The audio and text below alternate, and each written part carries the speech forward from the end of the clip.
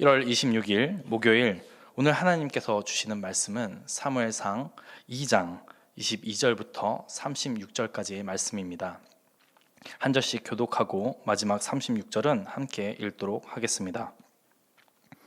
엘리가 매우 늙었더니 그의 아들들이 온 이스라엘에게 행한 모든 일과 회막문에서 수종드는 여인들과 동침하였음을 듣고 그들에게 이르되 너희가 어찌하여 이런 일을 하느냐?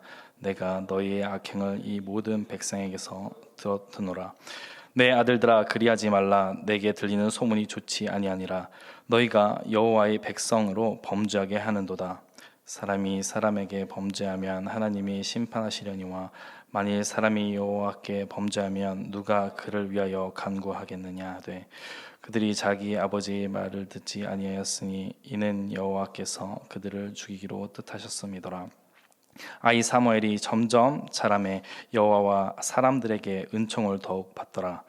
하나님의 사람이 엘리에게 와서 그에게 이르되 여호와의 말씀에 너희 조상의 집이 애굽에서 바로의 집에 속하였을 때에 내가 그들에게 나타나지 아니하였느냐? 이스라엘 모든 지파 중에서 내가 그를 택하여 내 제사장으로 삼아 그가 내 제단에 올라 분향하며 내 앞에서 에봇을 입게 하지 아니하였느냐? 이스라엘 자손이 드리는 모든 화제를 내가 내 조상의 집에 주지 아니하였느냐? 너희는 어찌하여 내가 내 처소에서 명령한 내 제물과 예물을 밟으며 내 아들들을 나보다 더 중히 여겨 내 백성 이스라엘이 드리는 가장 좋은 것으로 너희들을 살지게 하느냐? 그러므로 이스라엘의 하나님 나 여호와가 말하노라. 내가 전에 내 집과 내 조상의 집이 내 앞에 영원히 행하리라 하였으나 이제 나 여호와가 말하노니 결단코 그렇게 하지 아니하리라. 나를 존중히 여기는 자를 내가 존중히 여기고 나를 멸시하는 자를 내가 경멸하리라. 보라, 내가 내 팔과 내 조상의 집 팔을 끊어 내 집에 노인이 하나도 없게 하는 날이 이를지라. 이스라엘에게 모든 복을 내리는 중에 너는 내 처소의 환난을 볼 것이요 내 집에 영원토록 노인이 없을 것이며 내 제단에서 내가 끊어버리지 아니할 내 사람이 내 눈을 쇠잔하게 하고 내 마음을 슬프게 할 것이요 내 집에서 출산되는 모든 자가 젊어서 죽으리라. 내 두 아들 홈니와 비느하스가 한날에 죽으리니 그 둘이 당할 그 일이 내게 표징이 되리라. 내가 나를 위하여 충실한 제사장을 일으키리니 그 사람은 내 마음 내 뜻대로 행할 것이라. 내가 그를 위하여 견고한 집을 세우리니 그가 나의 기름 부음을 받은 자 앞에서 영구히 행하리라. 함께 읽겠습니다. 그리고 내 집에 남은 사람이 각기 와서 은 한 조각과 떡 한 덩이를 위하여 그에게 엎드려 이르되 청하노니 내게 제사장의 직분 하나를 맡겨 내가 내 떡 조각을 먹게 하소서 하리라 하셨다 하니라. 아멘. 이번 본문은 그 당시 이스라엘의 영적인 상황이 얼마나 암울했는지를 알려주고 있습니다. 가장 하나님과 가깝고 하나님의 마음을 알아야 할 뿐만 아니라 영적인 분별력도 있어야 하는 제사장 직분의 엘리는 사무엘상 1장에서 한나의 간절한 기도를 보며 포도주에 취했다고 판단하는 모습을 보입니다. 그것은 이스라엘 엘리의 영적 분별력이 너무도 쇠퇴하여 당시의 제사장의 직분을 수행할 수 없을 정도로 영적 판단력이 흐렸고 그 상태 또한 무기력했다는 것을 우리에게 알려줍니다. 그의 영적 상태는 한나가 했었던 내적인 조용한 기도에 대한 이해조차 하지 못할 정도로 흐렸던 것으로 추측이 됩니다. 그가 이해하지 못했다는 것은 조용한 내적인 기도로 하나님과 소통하며 친밀한 관계로 나아가는 그 하나님과의 관계가 없었다는 것을 우리로 하여금 짐작할 수 있게 합니다.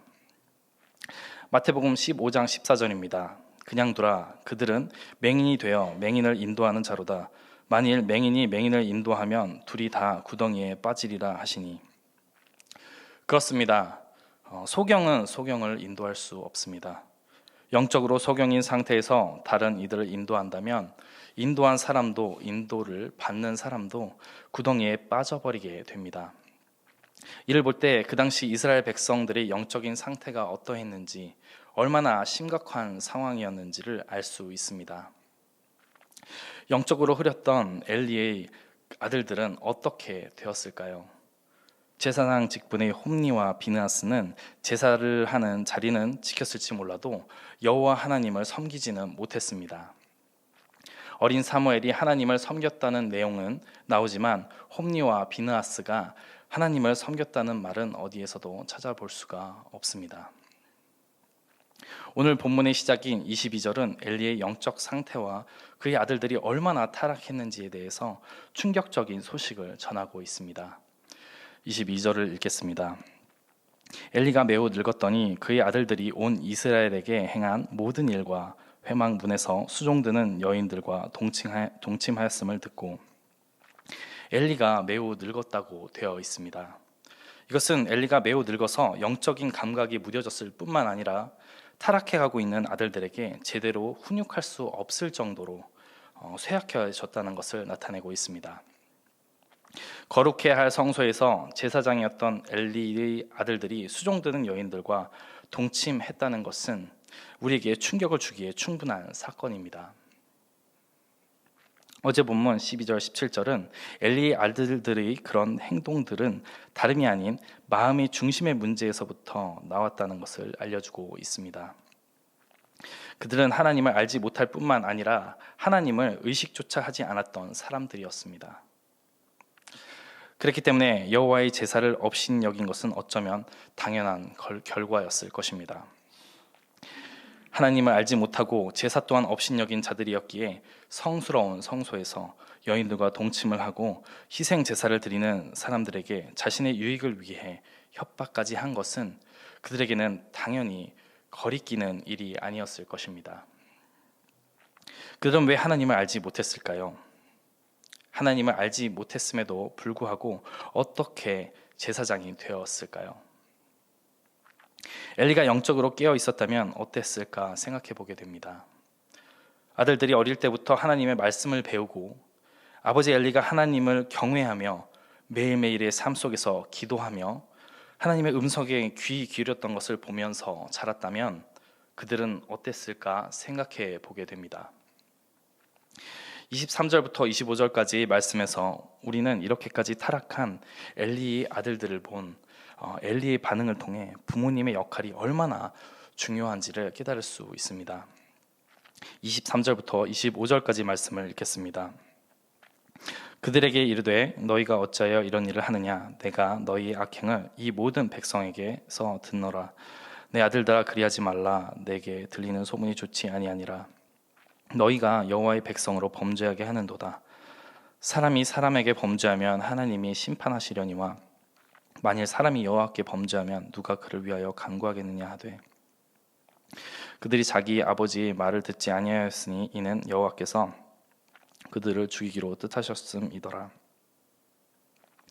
그들의 아버지 엘리는 그들이 백성으로 범죄하게 만들고 있다는 것과 하나님 앞에서의 범죄는 중재할 존재가 없다고 경고합니다. 엘리의 훈계는 말만 들었을 때는 너무나도 그럴싸해 보입니다. 하지만 성소에서 음란한 행위를 했던 그 아들들을 율법대로 벌했다면 돌로 쳐 죽였어야 맞는 것입니다. 엘리는 죽어 마땅한 죄를 범했던 두 아들들에게 단순히 조언만 하고 말아버립니다. 진정 아들들을 사랑하는 아버지였다면 어떻게 했어야 맞을까요? 옷을 찢고 아들들이 죄를 괴로워하며 그 아들들의 죄를 대신해서 회개했을 것입니다. 그리고 아들들로 하여금 하나님 앞에 나아가 함께 회개하며 나아가야 한다고 했을 것입니다. 그들이 지은 죄가 얼마나 엄청난 죄인지 머리로는 알고 있었을지는 몰라도 마음속 깊이 깨닫지 못했던 그의 두 아들은 아버지의 말을 듣지 않았습니다. 왜 그들은 아버지의 말을 듣지 않았을까요? 엘리는 두 아들이 범죄 소식에 대해 자신이 먼저 알아차리지 못하고 아들들에게 직접 들은 것도 아닌 다른 사람들에게 들었습니다. 그 범죄에 대한 소문이 돌고 돌아 거의 마지막에 그의 귀에 들어온 것으로 보입니다. 홈니와 비느하스가 하나님을 섬기지 않았던 명목상 제사장이었던 것처럼 엘리 제사장도 명목상 아버지였던 것으로 보여집니다. 아버지의 자리만 지켰을 뿐 아이들이 하나님께로 어떻게 나아가야 하는지 그리고 어떻게 하나님 앞에서 거룩한 삶을 살아야 하는지에 대해 모범을 보이며 가르치지 못했던 것입니다. 왜냐하면 그 자신도 하나님과의 관계가 친밀하지 못했기 때문입니다. 그는 제사장 자식을 둔 부모로서 먼저 영적으로 깨어나 기도로 그들을 돕고 각각의 제사 과정들에 대한 모니터링과 조언을 했어야만 했을 것입니다. 평소에 엘리가 하나님과 친밀한 관계 속에서 오는 사랑으로 두 아들과 대화하고 아이들이 어릴 때부터 친밀한 관계를 맺고 있었다면 오늘 본문의 내용은 달라졌을 거라고 생각합니다. 29절 말씀은 이 모든 것이 왜 이렇게 되었는지 자세하게 이야기해 주고 있습니다. 29절 말씀을 읽겠습니다. 너희는 어찌하여 내가 내 처소에서 명령한 내 재물과 예물을 밟으며 내 아들들을 나보다 더 중히 여겨 내 백성 이스라엘이 드리는 가장 좋은 것으로 너희들을 살찌게 하느냐. 그가 그렇게 행했던 것은 하나님보다도 자기 자신의 아들들을 더 중요하게 여겼기 때문이라고 말하고 있습니다. 당연히 아이들을 중요하게 여기고 사랑으로 대해야 합니다. 하지만 하나님보다도 더 아이들을 중요하게 여기는 것은 자녀들을 망치는 지름길이 될 것입니다. 그리고 하나님을 최고로 사랑하며 섬길 때 자녀들을 바르게 사랑할 수 있을 것입니다. 하나님께서는 엘리의 두 아들이 주님의 제물과 예물을 하나님의 뜻대로 하지 않고 자기 마음대로 했던 것을 말씀하십니다. 엘리가 아들들을 진정으로 소중하게 여기고 사랑했다면 아들들이 제사장 옷을 벗겨 그 자리에서 내려오게 했어야 했습니다. 다시 한번 말씀드리자면 그들의 타락한 행위들은 돌로 쳐 죽임을 당해야 하는 일이었기 때문입니다. 하나님보다 자녀들을 더 중요하게 여길 때 하나님의 말씀대로 교육할 수 없어지게 됩니다. 사실은 부모인 자신이 하나님 말씀대로 살지 않기 때문에 자녀를 하나님보다 더 중요하게 여기는 것입니다. 그렇기 때문에 주님께 집중하는 것이 아닌 자녀에게 세속적인 교육을 하고 세속적으로만 살찌우는 인생이 되고 맙니다. 31절부터 34절 말씀을 읽겠습니다. 보라, 내가 내 팔과 내 조상의 집 팔을 끊어 내 집에 노인이 하나도 없게 하는 날이 이를지라.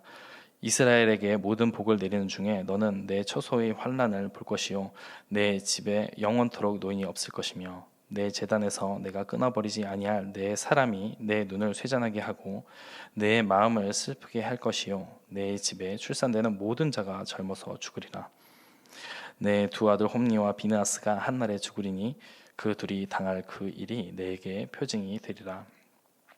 우리는 여기서 하나님보다 자식을 더 중요하게 여기고 그로 인해 말씀으로 자녀들을 가르치지 못한 가문, 그 가문을 벌하시는 하나님을 보게 됩니다.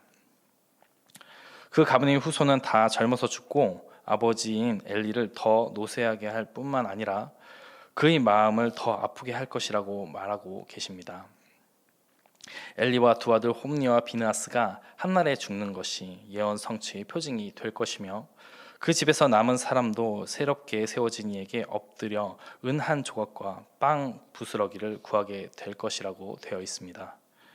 하나님이 내리시는 이 저주로 엘리 집안의 대제사장 역할은 완전히 끊어지게 되었습니다. 하나님은 자신을 존중히 여기는 자를 존중하시며 그 사랑과 은혜를 베풀어 주십니다. 그리고 자신을 멸시하는 자를 멸시하시며 저주와 심판을 내리십니다. 엘리의 두 아들은 자신들이 돌에 맞아 죽었어야 할 정도로 심각한 죄를 지었음을 알고도 반복적으로 죄악을 저질렀습니다. 엘리조차도 자기 아들들이 심각한 죄를 범했음을 알고도 그들이 회개함으로 하나님께 나아가도록 올바르게 훈계하지 않았습니다. 하나님의 마음을 전하고 거룩해야 할 제사장, 그 가문조차도 심각하게 무너진 것을 보면 희망이라고는 찾아볼 수 없는 영적으로 매우 어두운 시대라는 것을 알 수 있습니다. 그리고 그 어둠과 절망은 계속될 것만 같습니다. 그러나 신실하신 우리 주님께서는 택하신 백성을 포기하지 않으시고 이 어둠을 빛으로 바꾸어 주십니다. 35절 말씀입니다. 내가 나를 위하여 충실한 제사장을 일으키리니 그 사람은 내 마음 내 뜻대로 행할 것이라. 내가 그를 위하여 견고한 집을 세우리니 그가 나의 기름 부음을 받은 자 앞에서 영구히 행하리라. 하나님께서는 주님의 마음과 뜻을 알고 순종하며 하나님을 섬기는 사무엘이라는 충성스러운 제사장을 준비하셨습니다. 비록 그는 아론의 반차를 따른 제사장은 아니었으나 이스라엘의 사사 겸 제사장이 되어 제사 제도를 회복시키기도 합니다. 그리고 사무엘은 장차 이스라엘의 왕이 될 다윗에게 기름을 부으며 예수 그리스도의 길을 예비합니다. 오늘을 살아가는 우리에게 신실하신 하나님께서 베풀어 주신 특권이 있습니다. 베드로전서 2장 9절입니다. 그러나 너희는 택하신 족속이요 왕 같은 제사장들이요 거룩한 나라요 그의 소유가 된 백성이니 이는 너희를 어두운 데서 불러내어 그의 기이한 빛에 들어가게 하신 이의 아름다운 덕을 선포하게 하려 하심이라. 하나님께서는 우리를 왕 같은 제사장, 거룩한 나라로, 하나님께서 너무 소중히 여기시는 보물로 불러주셨습니다. 우리는 영원한 생명, 영원한 하나님 나라를 소유하게 되었고 하나님을 예배할 수 있는 특권을 가지게 되었습니다. 예수 그리스도를 믿는 우리는 하나님께 속한 자로서 모두가 거룩하고 영광스러운 제사장의 자격을 가지고 있습니다. 이것이 우리의 정체성입니다. 우리 모두가 거룩하고 영광스러운 제사장으로서의 삶을 살아가기를 원합니다. 하나님의 마음과 뜻을 알고 하나님의 말씀에 순종함으로 행하기를 원합니다. 혹시 우리의 삶 가운데 하나님께서 기뻐하시지 않는 일을 계속 행하고 있다면 그것을 다시 한번 생각해 보면서 점검해 보면 좋겠습니다. 죄로 인해 어둠 속에 있던 우리를 생명의 빛 가운데로 인도해 주신 예수 그리스도의 사랑에 반응하며 기쁨으로 찬양하고 예배하는 하루가 되기를 원합니다. 말씀을 정리하겠습니다. 제사장이었던 엘리는 영적으로 무뎠었고 영적인 분별력을 잃었기에 주님보다 자녀를 더 중요하게 여기는 우상 숭배를 하게 되었습니다. 제사장으로서 제대로 된 본보기를 보이지 못했던 그의 삶을 보며 자랐던 두 아들은 하나님을 알지 못했고 알지 못했기에 제사장이 되었을 때도 하나님을 업신 여기기까지 했습니다. 그 결과로 이방 민족의 음란한 풍습과 같이 하나님을 섬겨야 할 제사장들이 성소에서 성적인 죄까지 짓게 됩니다. 그리고 그의 집안 전체가 몰락하게 됩니다. 깨어있지 못했던 아버지 엘리의 다음 세대 교육에 대한 실패에서 우리는 교훈을 얻어야 합니다. 깨어있지 못한 아비 세대는 영적으로 깨어나야 합니다. 영적으로 깨어있으려면 하나님과의 친밀한 기도 가운데로 나아가야 합니다. 또 한 말씀 가운데 하나님께서 나에게 주시는 음성을 들을 수 있어야 합니다. 그리고 자녀들에게 하나님의 말씀을 가르쳐야 합니다. 끊임없이 아이들과 소통하며 친밀해야 합니다. 자녀의 마음이 열리지 않는다면 부모님이 가르치는 하나님의 말씀을 거부할 수 있기 때문입니다. 아비 세대는 자녀가 우상 숭배의 대상이 될 수 있음을 깨닫고 이 우상 숭배를 경계해야 할 것입니다. 왜냐하면 자신도 모르는 사이에 하나님보다도 더 자녀를 중요하게 여기게 될 수 있기 때문입니다. 자녀를 하나님보다 더 중요하게 여길 때 말씀으로 훈육하지 못하게 됩니다. 그리고 아이들이 세상적인 생각과 마음으로 자기 자신의 소견에 오른 대로 그렇게 살도록 두게 될 수 있습니다. 하나님의 뜻대로 살 수 없었던 우리가 예수 그리스도 십자가 사랑으로 말미암아 구원받았기에 이제는 성령님과 동행하며 하나님의 뜻대로 살 수 있게 되었습니다. 그럼에도 불구하고 우리는 불완전하기에 매일매일의 삶 속에서 하나님과 소통하며 죄에서 멀어져야 합니다. 아이들에게 신앙적인 모범을 보이며 기도와 말씀으로 다음 세대를 양육하는 것은 우리 아이들이 어릴 때부터 거룩하게 구별된 삶으로 들어가게 되는 자양분이 될 것입니다. 엘리의 가문은 죄로 인해 제사장 직분을 더 이상 감당하지 못하게 되었지만 현재 모든 그리스도인들의 제사장 직분은 영원하게 되었습니다. 왜냐하면 우리 모든 그리스도인들은 예수 그리스도의 십자가 사랑으로 말미암아 왕 같은 제사장으로 부르심을 받은 자들이기 때문입니다.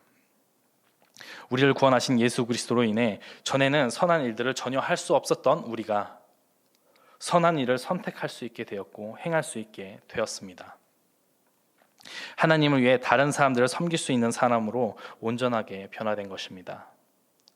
그렇다면 우리는 구원받은 왕 같은 제사장으로서 영적으로 깨어 거룩한 삶을 살고 있는지 점검해 보아야 할 것입니다. 기도하겠습니다. 하나님 아버지 감사합니다. 예수님의 십자가 보혈을 의지하며 나아갑니다. 오늘 말씀 가운데 우리를 깨닫게 해주셔서 감사합니다. 우린 연약하고 부족하여 말씀대로 살지 못할 때가 있습니다. 하나님 은혜를 부어주시고 영적으로 깨어 하나님과 소통하고 죄에서 멀어질 수 있게 도와주시옵소서. 우리가 영적으로 온전히 깨어 있어야 우리의 다음 세대를 온전히 양육할 수 있습니다. 우리 모두가 영적으로 깨어 거룩한 삶을 살 수 있게 인도해 주옵소서. 그리하여 다음 세대에게 신앙적으로 모범을 보이며 하나님의 말씀으로 양육할 수 있는 아비 세대가 되기 원합니다. 하나님을 존중하고 경외하는 우리의 다음 세대가 될 수 있도록 인도해 주시옵소서. 하나님보다도 더 자녀들을 사랑하는 일이 없게 하시고 하나님의 말씀으로 훈계하고 양육하는 우리 모두가 될 수 있도록 도와주시옵소서. 우리와 하여금 우상 숭배하지 않도록 우리의 마음과 행동을 지켜주시고 순간순간 우리의 연약함으로 지을 수 있는 죄에서도 멀어지게 해 주시옵소서. 우리가 부족하여 지은 죄가 있다면 회개하며 주님께 나아가 주님만 의지하는 우리 모두가 되게 해 주시옵소서. 우리를 어둠 가운데서 빛으로 인도해 주신 예수 그리스도를 찬양합니다. 당신을 예배합니다. 당신만이 우리의 왕이십니다. 우리의 모든 발길을 주님께 의탁드립니다. 살아계신 우리 구주 예수 그리스도 이름으로 기도합니다. 아멘.